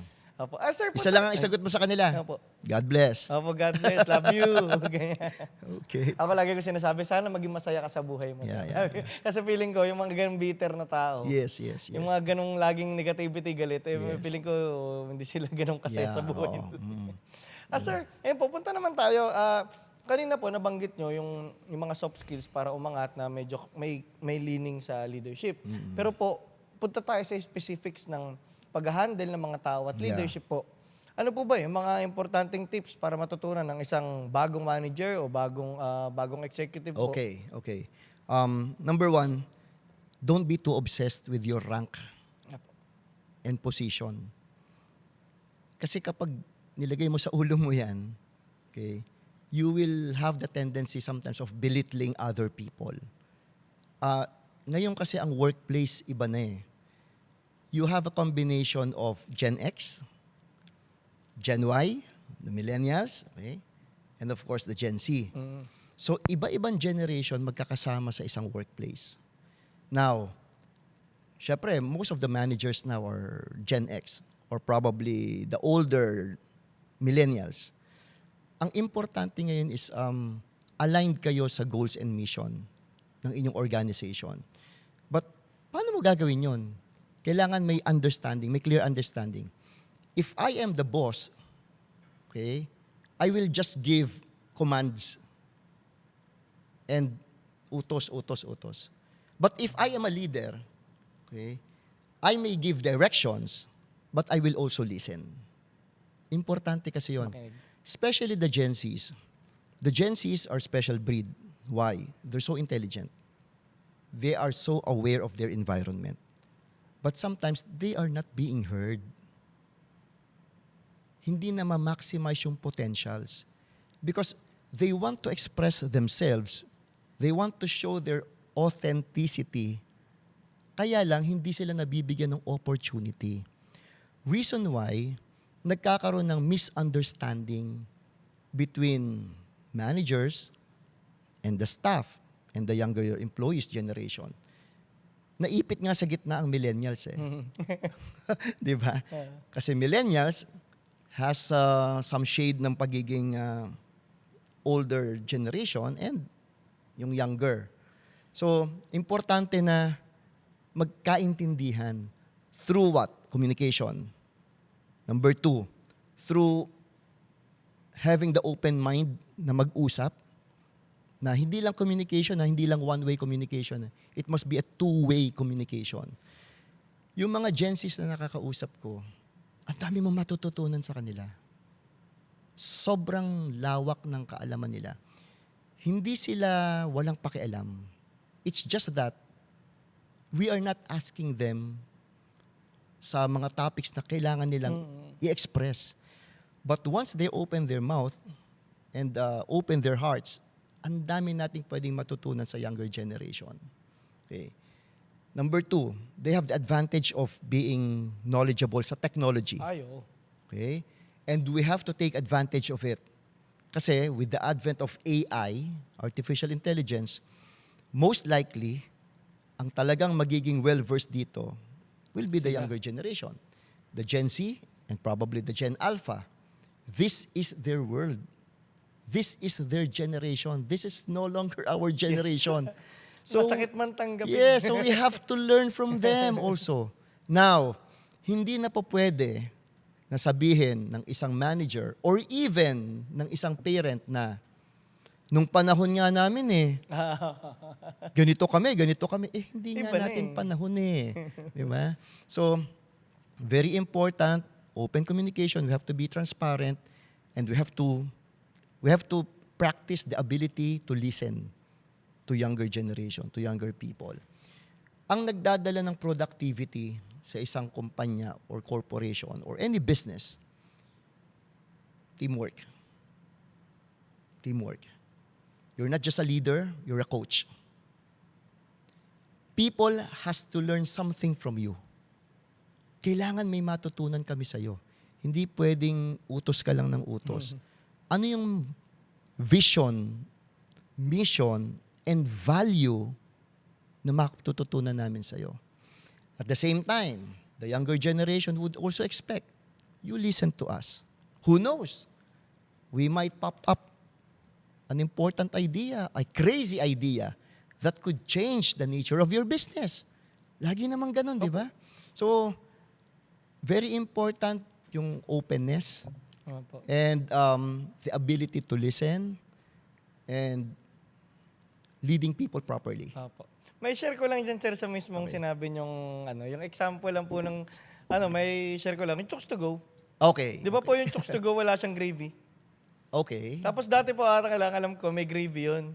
Pero parang yung isang empleyado ng Chooks to Go, nagpupunta po dun si Sir Ronald Mascareñas ata, yung Yeah. president po. The owner. Opo, parang nag-eksperimento yung factory worker niya na yung minarinade lang ng ganito.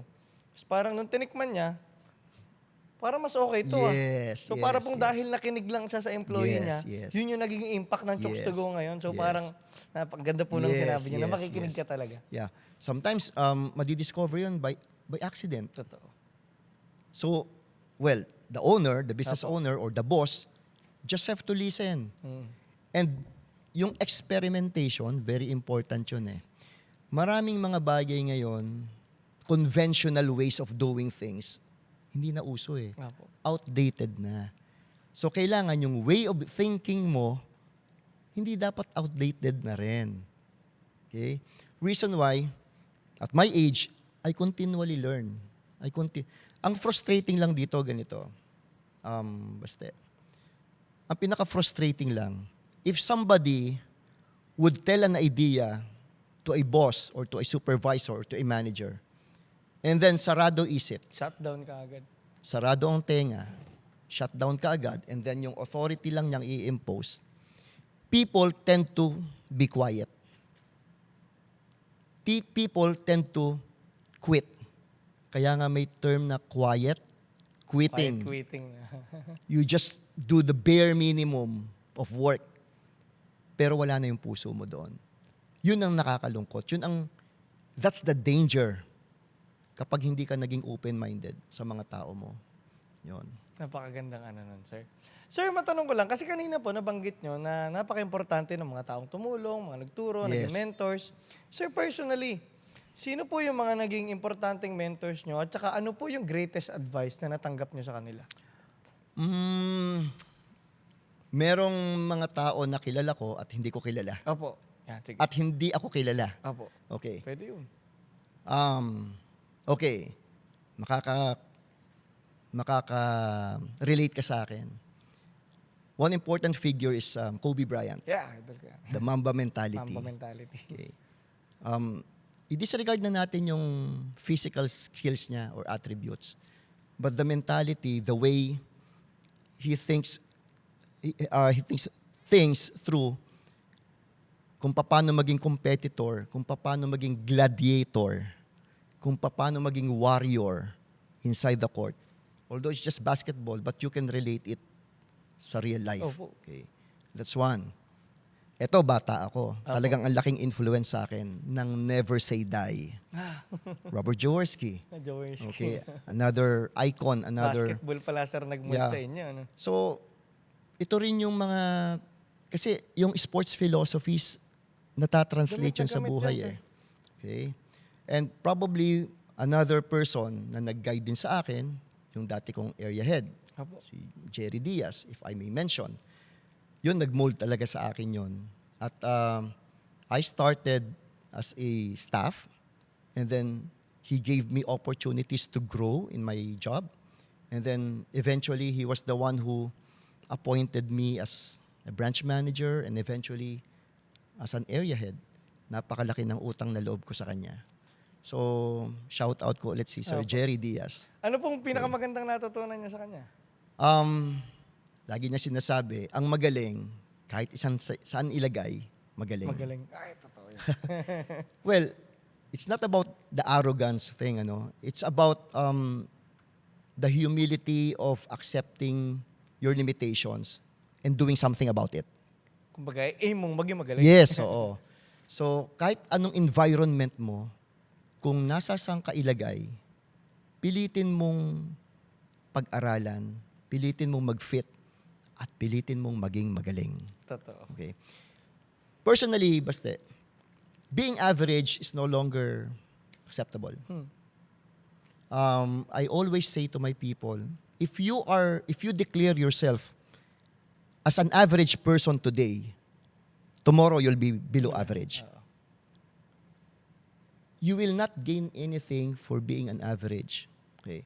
So always aspire to become above average. In our bank or in my jurisdiction, I always tell my people, you choose. Choose between you want to be either below average or above average. No in between, no neutral. Pili ka. Okay? If you are below average, do something about it. If you are above average, if you feel that you are above average, try to do more and be an excellent performer. Master. So, kasi ang bilis-bilis magbago ng panahon. Opo. Technology will change you. You will not notice it. Iba na yung proseso, iba na yung sistema. Saan ka? Opo. Diba magiging dinosaur ka? Totoo yan. Okay? You will become extinct. And you don't want it to happen to you. Yun. Tsaka philosophically, sir, kaya rin po ang pangalan ng podcast namin is Epic. Epic, yes. Sa akin po, sa totoo lang, philosophically, is one of the greatest shame na pwede mong gawin sa buhay mo is to be a mediocre. Yes. Ay, hindi po, arrogance aside, alisin mo Yeah, yung yeah. yabang. Pero diyan ko rin po pinipreach yung healthy level of ego. Kasi Yes. dapat, paniwalaan mo talaga na yung sarili mo, kayang mag-achieve ng mga ganitong bagay at kayang gumawa ng impact. Kasi, isang beses ka lang mabubuhay, sobrang saglit lang ng buhay. Yes. Gusto mo ba? Na parang isang langgam ka lang, sa milyones na langgam na walang Yes, yes. nang wala yes. kang ibang ginawa na parang something na pwede mong i-maximize yung skills Yeah. mo, pwede mong i-maximize lahat Yeah. ng potential mo. Di ba parang, kunyari pupunta ka ba sa langit, Yeah. makakausap mo yung Diyos, Yeah. tapos sasabihin Anong niya sa'yo na, na-accomplish mo? sasabihin niya sa'yo, alam mo, ang plano ko sa'yo, ganyan ka, tapos Yeah. ang naging tingin mo sa sarili mo, ito lang yung kaya mo, yung plano ko sa'yo, dapat ito yung kaya mong i-achieve. Yes, yes. Di ba parang ang shameful, no? Parang ang sakit, no? Yes, yes. So yes. parang yun nga, na dapat kahit saan man tayo galing, nasang lugar man tayo, kailangan nating subukang maging better than who we are and better than the average. Parang ganun. Opo. Yeah, kasi ang bilis ng panahon. Totoo. Before you knew it, ano ka na, 40, 50, senior citizen. And then I always tell this, you can never go back. You can never go back. You can never recover the time na nawala. Opo. So, the worst thing that could happen to a person, magkaroon ng full of regrets. magkaroon ng maraming what ifs. Kasi hindi mo man lang sinubukan, hindi mo man lang inambisyon, hindi mo ginawa yung mga tamang, Totoo po yung yun. mga Ako, dapat mong gawin. personally lang po, father ko po kasi, ganun siya lumaki kasi dati nga po, mahirap ang buhay, kailangan magtrabaho, kailangan mag-survive. So, pinili yung survival rather than the dreams. So, lumaki po ako sa, lumaki ako sa magulang na medyo maraming regret. Na sana at ginawa ko to, sana ginawa. Kaya rin po yun din yung naging fire ko kung bakit wala akong sasayanging oras ngayon. Kasi parang Yes. nakita ko kung ano yung kayang gawin ng regret Yes. sa isang tao. Yes, na, yes. Though tatay ko po, the best father, sobrang Yes. loving, sobrang caring. Pero makita mo sa kanya na ito yung kaya ko dapat nagawa nun. Ito Yeah. yung mga gusto kong gawin dati, hindi ko nagawa. Hindi mo ginawa.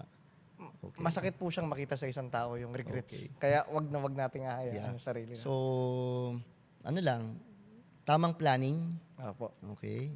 And pagiging mission-driven, very important yun sa isang tao. Totoo. Yan. Kaya I congratulate you for doing this Salamat. You know, you're not just doing a podcast. You are fulfilling a mission. Sana po. You're spreading the gospel of good faith sa negosyo, sa karakter ng tao, at sa mga manonood mo, marami kang nai-influence. Sana po. Pero sa totoo lang, sir, kaya ko rin po ginagawa to. I mean, very rin kasi sa akin, sa totoo lang, natututo ko sa mga taong katulad nyo. Yun din po yung sinusubukan ko na matuto lagi at ma-cultivate yung sarili ko para maging better. Yeah, So, yeah. sa akin po, kahit wala nung camera, wala nung yung ganitong conversations po, napaka-fruitful sa akin. Yeah. Oh, salamat naman. Apo. Isa pa, yung highlight ko rin, Apo. I have this philosophy kasi. Apo. The game on philosophy. Yan. Yung game on philosophy kasi, well, again, sports philosophy Yun nga, yan. pag-usapan natin yung athlete. Okay. Kasi hindi ako athlete. Apo. I was just trying to become one, recreational ko lang yung pagbabasketball, yung boxing, etc., pag-gym. And I have applied the sports philosophy sa workplace. So, applicable naman siya kasi ito yung cultivation of courage, determination, resilience, motivation. Actually, may 4 nga akong level niyan eh. Apo. Number 1 is motivation. But motivation is not sustainable. Pwedeng motivated ka today, tomorrow bad mood ka, nawala na yung wala na. motivation mo. Number 2 is obsession. Yung obsession mo na mag-improve sa craft mo. Okay. Ito, talagang determined akong pag-aralan. Mamba mentality na. Mamba mentality. Okay. And number 3, ito, worst na to, addiction. Yung addict ka na sa ginagawa mo, in a good way Apo. Addict ka in the sense na gusto mong tumulong sa tao, gusto mo nang magbahagi ng kaalaman. So, importanteng meron kang ganung mga level of desires. Apo, yung fire. The fire. So, yung game on mentality, anchored on 3 C's. Yung courage, okay? That's the foundation. Very important yun. Next is competitiveness, yung sinabi ko kanina. Okay? Trying to find a new version for yourself, improve every day, and then yung care for people. Kasi you cannot live alone, you cannot work alone. Totoo. You have to take care of the people na tumutulong sa'yo, the people in your organization. So, yung 3 component na yon, kahit anong dumating na obstacle, struggles, disappointments, or even failures, isa lang sinasabi ko, game on. Game on. Yan. Diba? Ganyan din ako. Nangyayari nga sa akin, sir, yung matinding problema. Yes. Tapos umiiyak ka. Biglang mag-ano sa'yo na pag nag-decide ka na hindi ako titigil, akong bahala. Yeah. Ngingiti ka. Yes. Go. Let's go. Ganun. Parang bring it on. Opo, Come bring it on. Bring Yan. it on. Game Pero, on. Yan sir, may relate ko lang. Kasi actually, napakarami ko rin po nakita ng successful people na dating atleta o mahilig sobra sa Yeah, sports. Kasi yeah. napaka-importante ng naituturo ng sports sa teamwork. Yes, yes. Yun nga po, yung delayed gratification na okay, kung gusto mong gumaling, kailangan mo munang paghirapan kasi hindi ka Yes, naman, yes. hindi ka gagaling sa kahit anong sports ng... Yes. So sa akin po ako kasi varsity po ako ng badminton dati na. Okay. So yung game on po, na yun yung minsan problem ko na rin siguro na Yeah. yung syempre tinuruan ka maging competitive talaga. Yes, yes, yes. Na technically, ayaw mong matalo. Yes, yes. Naggamit na gamit yun, pero minsan natatawa na lang ako na minsan kahit saang bagay, ang competitive mo na. Pero basta ang maganda rin po kasi na ituturo ng sports nga is competitive ka, pero sportsman ka rin. Yes, So, yes. masaya kang kasama, Yes, parang ganun. yes, yes. So, napaka-importante po na yung mga magulang. Talagang Yes. giniget into sports Yeah. nila yung mga anak Let me nila. focus more on care for people component. Ano? Opo. Very important na you recognize and appreciate what they do to your team Ay, or what they do to yourself. Hindi po pwedeng ikaw lang lagi ang magbe-benefit. Kailangan maramdaman nila na appreciate mo sila, opo. nare-recognize mo yung contribution, and then you celebrate their success. Success. Yeah. Okay? Even if I am the superior or the leader or the manager, hindi ako ang gumawa ng lahat ng yan. Hindi ko solo yan. In fact, the major part of the success came from the people that were under me. So, kailangan ma-recognize mo sila, ma-celebrate mo yung pinaghirapan at maramdaman nila yung pagmamahal mo sa kanila. Napaka-importante nun, Baste. Doon maraming nakakalimot na mga executives, na mga bosses, na mga leaders. Parang naiisip nila na, hindi, kasi ako naman ang leader niyan, ako ang boss eh. Pero hindi eh. That's the wrong way of thinking. You have to give credit to your people. And for sure, your people will be very happy about it. Ano ang magiging effect? Magiging effect, they will be much excited and motivated to help you. Lalo ka nilang iaangat, lalo ka nilang ia-uplift. Dahil sa pag-angat mo, sinasama mo sila eh. So, again, hindi lang tumalasakit, this is pagmamahal sa mga tao.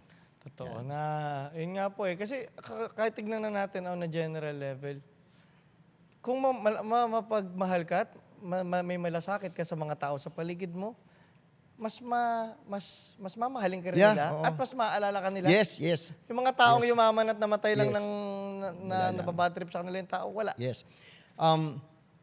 Dito na tayo papasok, Baste. Opo.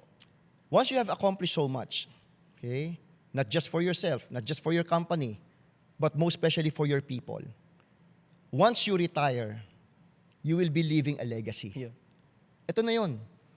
Yung mga accomplishments, awards, whatever accolades, they will be forgotten. Opo. But your legacy, will be etched in their memory. Dito yung pag-uusapan nung, ito natutunan ko sa boss ko eh, ito natutunan ko sa leader ko eh. Kaya ako nakarating sa ganito kasi ginawa kong guiding principle yun eh. Totoo. So, yun ang legasiya mo eh. And it's not about your people benefiting alone. It's about their family also getting the benefit. Umunlad yung pamilya, nakapag-aral yung mga anak, kasi umunlad yung karir nung tatay or nung nanay na nagtatrabaho. At ikaw naman, na wala na sa industriya or wala na sa organization, lagi ka nilang maaalala. Opo. Lagi ka nilang isiset as example.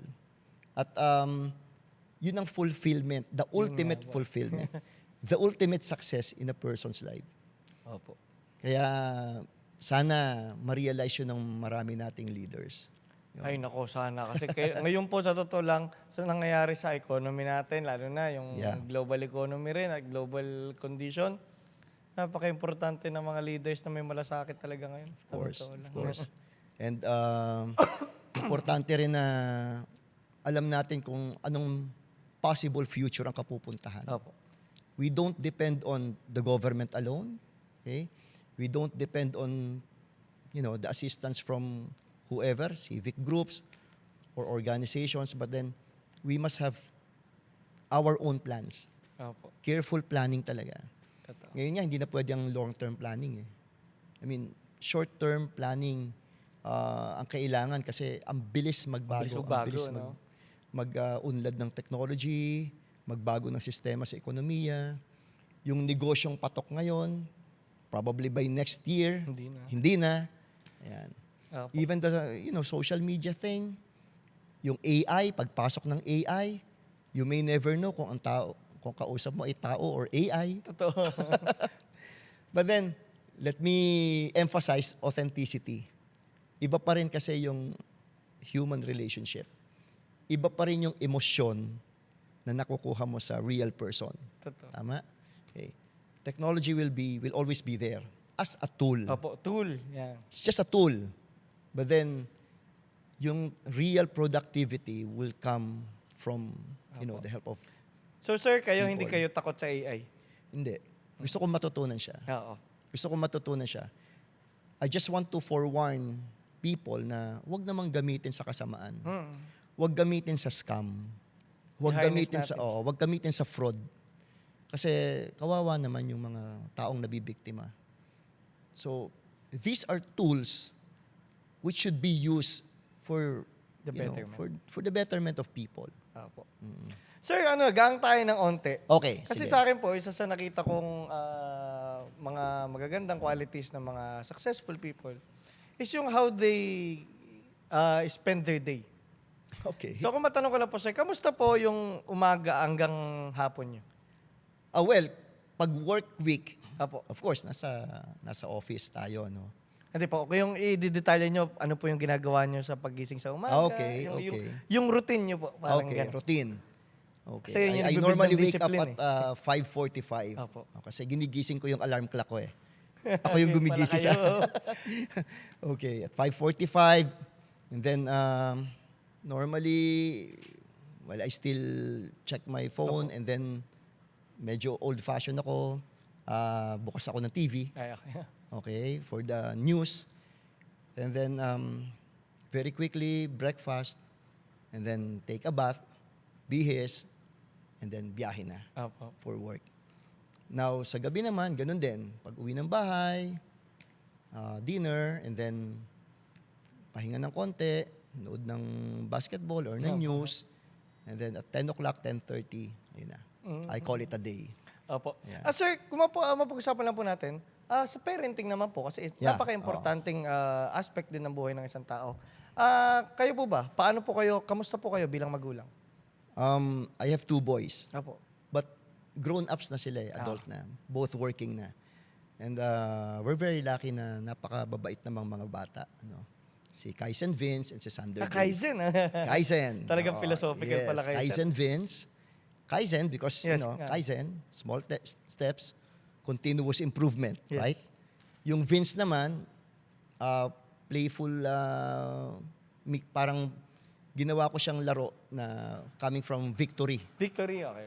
So meaning, when you do your small steps towards improvement, you will gain or ultimately gain victory. Ang galing sir, no? In-imprint mo sa pangalan nila yung yeah. manifestation ng Yeah. philosophies mo. No? Yeah, hindi ko tinulad sa pangalan ko. Opo. Kasi yung Edmer kasi parang generic, parang Edmer table chair. Di ba? Pero, Yung isa naman, yung bunso ko naman, Sander Dave. Opo. Oh, yun naman, yung kinuha ko naman kay Alexander the Great. Oh. Okay? So gusto ko naman yung courageous yung bata. Dreamer talaga. Alexander, and then Dave. Of course, David and Goliath. Opo, David and Goliath. Ayan, so medyo biblical ng konti. Opo. Since both boys, Opo. I started playing with them at an early age. Maaga. 3 years old, 4 years old, 7 years old. Naglalaro kami ng basketball sa garahe. Best of 7. Talagang physical ang laro. And then, minulat ko sila sa sports. Okay. Naging varsity players, naging basketball players. So, and now, malalaki pa sa akin. They're also into bodybuilding, Bodybuilding din, sa opo. gym. Opo. And then kapareho mo, DLSU. Ganun po. Yes. Anong ID number po, if I may ask? I don't know. Hindi ko alam ID number. But Nagkaabot-abot pa kami. one is a computer science graduate. And another, si Sander Dave naman ay business management. Si Kaizen Vince was a Dean's Lister. And Sander Dave graduated summa cum laude. Yan, sa DLSU. Grabe, hindi lang pala kayo sa career achieve, pati pala sa so, mga anak. ngayon, nandun na sila sa, one is in a fintech company. Okay. Si Sander Dave nasa GCash. Okay. And then si Kaizen Vince naman nasa IT company sa Ortigas.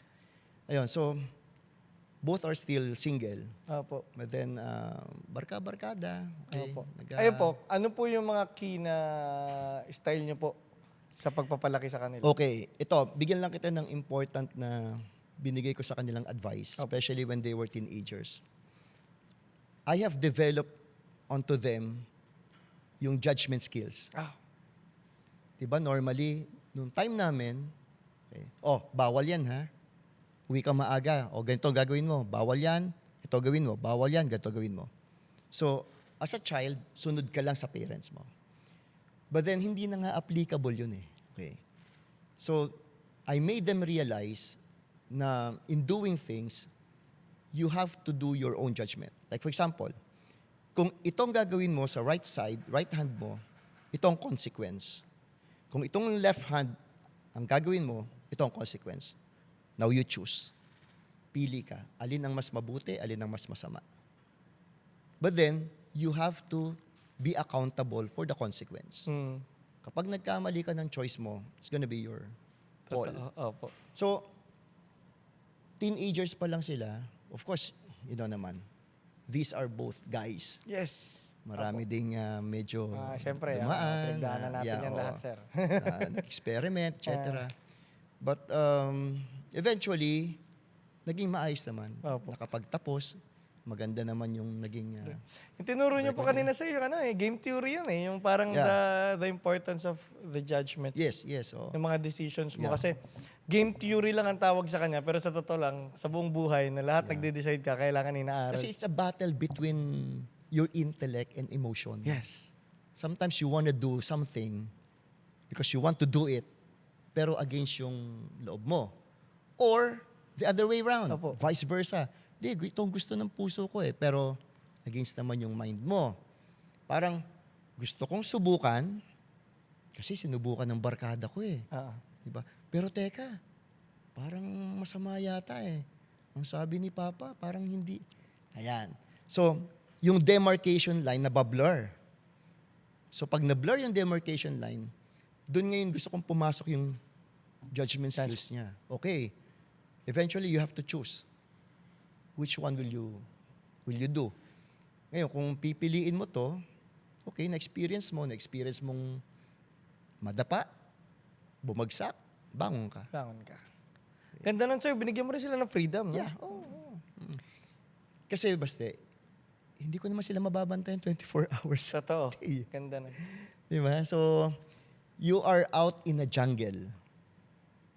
Ngayon, sabi ko nga, ang description ko ng life is a very big school.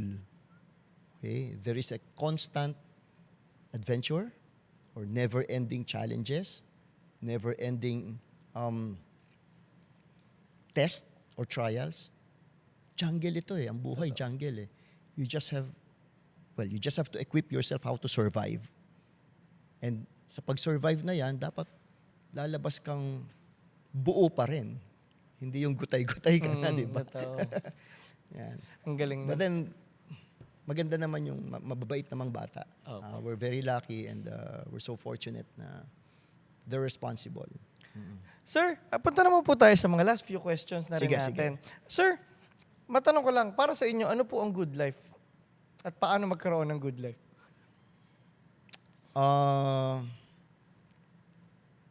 Fundamentally, you must have a healthy body.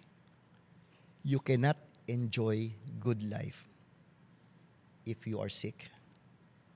Mentally, emotionally, physically. So, at any age, basta, hindi ko mo bata pa, nasa 20s, abuso sa katawan. Hindi ko mo nasa 40s, bata pa ako. Maraming na-stroke Opo. in mid-20s, early 30s, because they don't care about their bodies. I always tell this, you can have all the money in the world, but you cannot buy another body in the mall. So, good life is anchored on having a healthy mind, healthy body, healthy emotions. So, nasa sa tao naman yun kung aabusuhin mo. Number 2, ayokong gamitin yung work-life balance. Opo. Let's just use work-life integration. Opo. Okay, narinig mo na rin siguro yun. Ano? When you say integration, you cannot balance kasi. Opo. You cannot have an equal time for each activity. So, but when you integrate the activities that you're doing in your life, pwedeng kapulutan mo ng Opo. benefit. Like for example, if you are just sitting sa beach, nagre-relax ka, pwedeng sabihin you're just enjoying life, but no. No. You're still learning. You're still learning about nature. You're still learning about people na nakikita mo sa isang lugar. By observing your environment, marami ka matututuhan. Totoo. So, you are integrating education Opo. to your work. Okay. Sa work mo naman, you're dealing with people who has problems. Personal problems. But then you are in a workplace. Okay? So, pinayuhan mo, nakinig ka, natuto ka rin. Okay? So, there is an integration ng work, issues sa work, into your life. Talaga. Kasi, you tend to learn from other people's experience. Hindi mo kailangang maranasan yung experience niya. Pero, natuto ka. So, work-life integration is, I think, the proper Opo. terminology. Tsaka kasi pagka ganun ka, may harmony lahat ng May aspects ng buhay harmony. mo. No? Oo. Tsaka ano po kasi sa akin akin ang work, dapat one aspect of life lang Kasi hindi lang naman work and life ang kailangan mong balansehin Like, Yeah. And probably, isa pa rin sa makaka-contribute do sa pag-define mo ng good life. Opo. You explore the world. Yan talaga. Explore. Hindi lang, huwag kang ma-confine sa environment na kung ano lang meron ka. And then, try to meet people. Try to meet people. Try to learn from them. Try to share wisdom, share knowledge, and impart a part of yourself. Yun. That's good life. Wala akong binabanggit na pera ha. Opo. Basta ha. Yun nga Okay? Wala tayo pinag-uusapang wealth or money. Ito, satisfaction, fulfillment, and making yourself a worthy contributor to society. Yun. So, good life can be love for other people. Good life is having strong faith in God. And good life would be living your life kung hindi ka man mayaman, hindi ka naman din mahirap, but you're fulfilled, contented, and peace of mind. Peace of mind. Babalik at babalik. Yun talaga sa totoo lang. Diba? Apo. Sir, ano na po, bago ko pumunta sa huling question natin, alam ko po Okay. sa'yo, may libro kayo ngayon. Yes. Oo. Baka pwede natin pag-usapan yung libro. Okay, sige. Well, thank you for giving me this opportunity Thank you rin po. through your podcast. Alam mo, lifelong dream kong magsulat at mag-publish ng book. And I was talking about the Game On philosophy. It's a philosophy, it's a mindset, it's an ignition, okay, to spark your energy, ano. So, finally, okay, ito muna, Ay, naka-follow ako dyan. naka-package dyan siya. Now, Borge Academy, actually, ito concept ko na parang every time I share knowledge, wisdom, parang, I'm teaching, I'm Yes. mentoring. So, play of Borge words ko Academy. lang. Borge because Borja, di ba? Opo. And then Academy. And naparegister ko na siya sa Intellectual Property Office. So, may trademark na siya. Isa na ako sa mga students niyan, sir.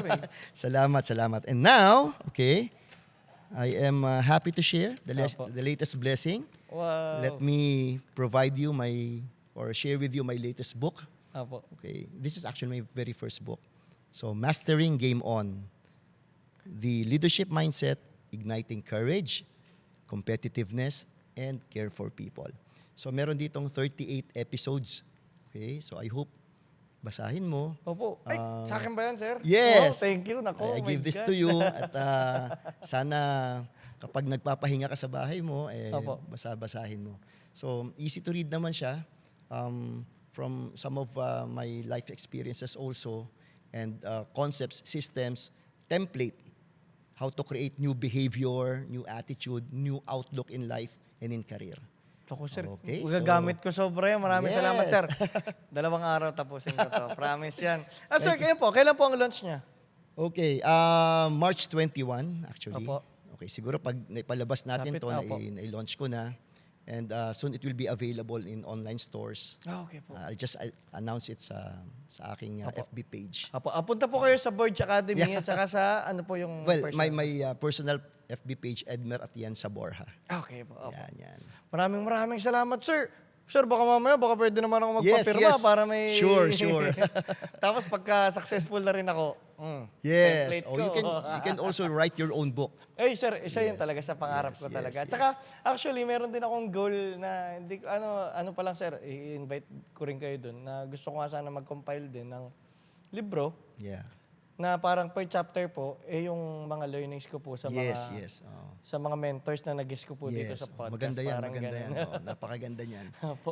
Sir, maraming salamat dito. Uy, thank you din ha. Opo. Thank you. My pleasure sa pag-guest sa show mo. Opo. Ayun, sir. Punta na po tayo sa huling-huling tanong. Okay, sige. Sir, yun nga po, naging vice president na kayo ng isa sa pinakamalaking kumpanya dito sa Pilipinas. Ang dami nyo na pong na-achieve. Nagtuturo po kayo. Ngayon po, ano pa po yung further goals nyo? Okay. I do not intend to retire. Oh.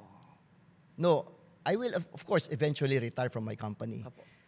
What I'm saying is I will not retire from sharing knowledge to people in whatever platforms na available. So it's a part of my mission also to, sabi ko nga, pay back and pay forward. Noble intention ko kasi na makapagbahagi. God has given me so much blessings already. And I guess it's about time for me to really return the favor to Him na through, other people naman. So siguro, baka pwede tayo mag-collab Opo, sir. in the near Sobrang future honored kung mangyari sa yun. mga worthwhile projects natin na mas makakatulong pa sa audience natin. Try pa nating Yes. mag-push And we want, pa sa... I wish to expand my my influence also to probably other nationalities. Oh. Halimbawa, meron tayong mga maging kaibigan mga Thailander, Opo. from Singapore, from Korea, from Hong Kong. So, the world is so vast. Opo, inga, Okay, sabi niyo, hindi- explore the world. Explore the world. Oo, hindi po pwedeng nandito lang tayo. Kailangan maging bahagi tayo ng mundong ito. Opo. Okay. Sir Edmer, maraming salamat. Thank you po so sa much, oras na to. Baste. Sobrang I am dami so ko pong grateful. natutunan at I'm saka so sana grateful. Po, Oo. maraming pagkakataon pang matuto pa ako sa Yeah, inyo kasi yeah. sa totoo lang, sir, ang saya kung magiging mentor ko kayo sa buhay ko. Lagi Yes, po kayo, yes. lagi po ako magpo-follow sa Borge Academy at saka sana po mag-meet pa tayo from time Yes, to time. yes, yes. Oo. Mag-shoot pa po ulit tayo ng Of podcast. course, Ang dami of ko pa course. pong gustong Yeah. itanong sa inyo. Let's Maraming do salamat, a sequel. sir. Oo. Opo. Thank you so much and God bless you always. Maraming salamat po. Epic! Yeah. Okay. Thank you. Okay. Ganda, sir. Maraming salamat.